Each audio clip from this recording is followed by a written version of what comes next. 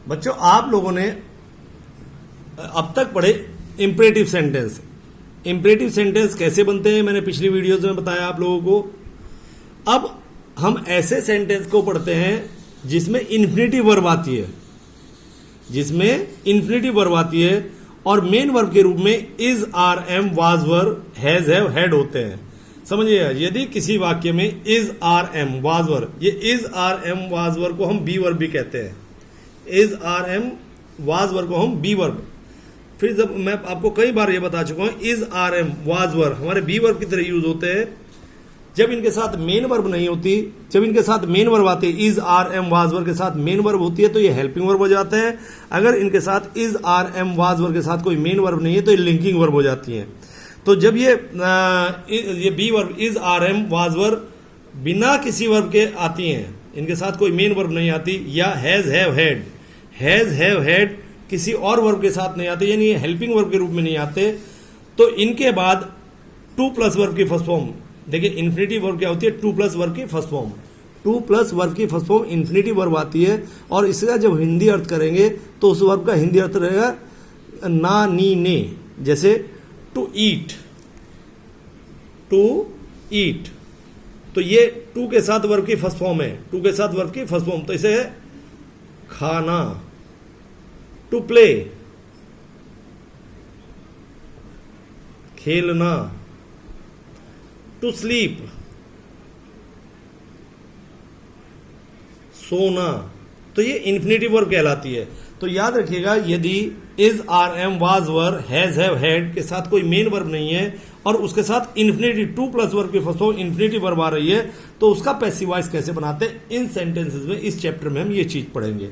फिर समझ लो, यदि किसी वाक्य में इज, आर, एम, वाज, वर यानी बी वर्ब आती है, हैज, हैव, हैड आता है, इसके साथ कोई मेन वर्ब नहीं है लेकिन इन्फिनेटिव वर्ब दी हुई है, टू प्लस वर्ब की फर्स्ट फॉर्म। इन्फिनेटिव वर्ब क्या होती है मैंने अभी आपको समझाया, का प्रयोग किया जाता है, तब उनकी पैसिव बनाने का तरीका ये है। सबसे पहले हम ऑब्जेक्ट को सब्जेक्ट बना लेते हैं, ऑब्जेक्ट को सब्जेक्ट बना लेते हैं। फिर जो हमारी बी वर्ब है इज, आर, एम, वाज, वर, इसे हम हेल्पिंग वर्ब की तरह यूज करते हैं। फिर बी जो बी वर्ब है उसे इन्फिनेटिव बनाते हैं, टू प्लस बी का प्रयोग करते हैं, टू प्लस बी का वर्ब। जो मेन वर्ब है उसके हम थर्ड फॉर्म को लिख देते हैं, यानी जो इन्फिनेटिव वर्ब के साथ टू प्लस वर्ब की फर्स्ट फॉर्म होती है उस वर्ब की फर्स्ट फॉर्म को हम थर्ड फॉर्म में बदल देते हैं बाय ऑब्जेक्ट। अभी मैं आपको एग्जांपल देके से क्लियर कर देता हूं। इन वाक्यों में सब्जेक्ट के अनुसार helping verb is, are, am, was, were, has, have, had का प्रयोग होता है। इन वाक्यों में हेल्पिंग वर्ब के रूप में is, are, am, was, were, has, have और हैड का प्रयोग होता है।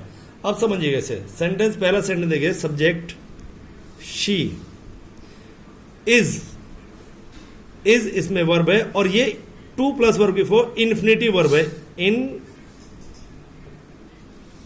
वर्ब है।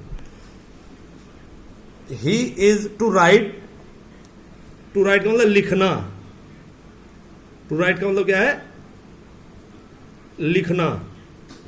इज है, उसे है लिखना, क्या, दिस बुक, यह किताब, उसे यह किताब लिखना है, उसे यह किताब लिखना है।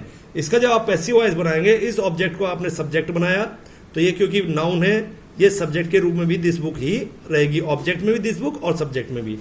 अब क्योंकि ये सिंगुलर है, दिस बुक सिंगुलर है, तो आपने इज का प्रयोग किया।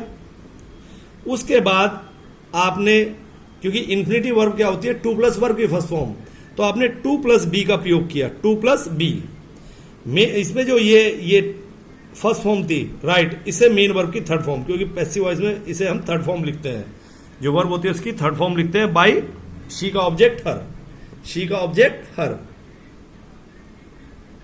तो this book is to be written by her, this book is to be written by her. अगला सेंटेंस समझे, सब्जेक्ट वी, ये वर्ब हुई हेल्पिंग वर्ब, जैसे लिंकिंग वर्ब कह लीजिए, लिंकिंग वर्ब, ये हमारी लिंकिंग वर्ब हुई। To be, to be infinitive verb, to be हमारी इन्फिनेटिव वर्ब है। क्या, आकार, ऑब्जेक्ट, जब हम पैसिव वॉइस बनाएंगे, इस ऑब्जेक्ट का हमने सब्जेक्ट बनाया, देखिए यहां वी की वजह से आर आया, लिंकिंग वर्ब क्या आई आर, यहां एक आर सिंगुलर है, इसके लिए क्या आई इज के बाद हमें इन्फिनिटिव वर्ब का प्रयोग करना है, तो क्योंकि बाई की तो हमें थर्ड फॉर्म लिखनी है, पैसिव वॉइस में बाई की तो हमें थर्ड फॉर्म लिखनी है, इसलिए हमने टू के साथ बी वर्ब, बी भी तो फर्स्ट होती है, टू के साथ हमने बी वर्ब का प्रयोग। पैसिव वॉइस में जब हम इस प्रकार के सेंटेंस आ जाते हैं कि सेंटेंस में इन्फिनिटिव वर्ब आ, is are am was were has have had के साथ अगर इन्फिनिटिव वर्ब आती है तो हम is are am was were has have के बाद हम टू बी का प्रयोग करते हैं, टू बी का मेन वर्ब की थर्ड फॉर्म का प्रयोग करते हैं, बाई वी का ऑब्जेक्ट अस, वी का ऑब्जेक्ट अस। तो ये बना a car is to be bought by us, a car is to be bought by us. अगला सेंटेंस देखे subject,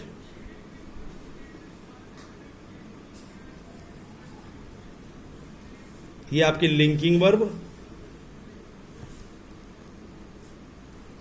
to be infinitive verb, object. इसका पैसिव वॉइस बनाएंगे, this book, ये object subject बना, ये सिंगुलर है तो इज, यहां आई था तो एम आया इसके साथ, अब ये सिंगुलर है वर्ब के लिए इज आएगा, this work singular is linking verb के बाद हम टू बी का प्रयोग करते हैं पैसिव वॉइस में, टू बी से इंफिनिटिव बना लेते हैं, डू की थर्ड फॉर्म, इस वर्ब की थर्ड फॉर्म का प्रयोग किया पैसिव वॉइस के लिए, बाई मी, आई का ऑब्जेक्ट मी, आई का ऑब्जेक्ट मी, तो क्या बना this work is to be done by me. अगला सेंटेंस देखिए, आई सब्जेक्ट, हैव के बाद टू कंप्लीट, ये इन्फिनिटिव वर्ब है, टू कंप्लीट इन्फिनिटिव वर्ब है, माई वर्क ऑब्जेक्ट, इस ऑब्जेक्ट को आपने सब्जेक्ट बनाया, माई वर्क सिंगुलर है तो हैज का प्रयोग हुआ, हैज हैव हैड के साथ आप पैसिव वॉइस बनाते हैं, टू बी का प्रयोग करेंगे, टू बी मेन वर्ब की थर्ड फॉर्म, इस वर्ब की थर्ड फॉर्म का प्रयोग होगा, बाई आई का object me, my work has to be completed by me, my work has to be completed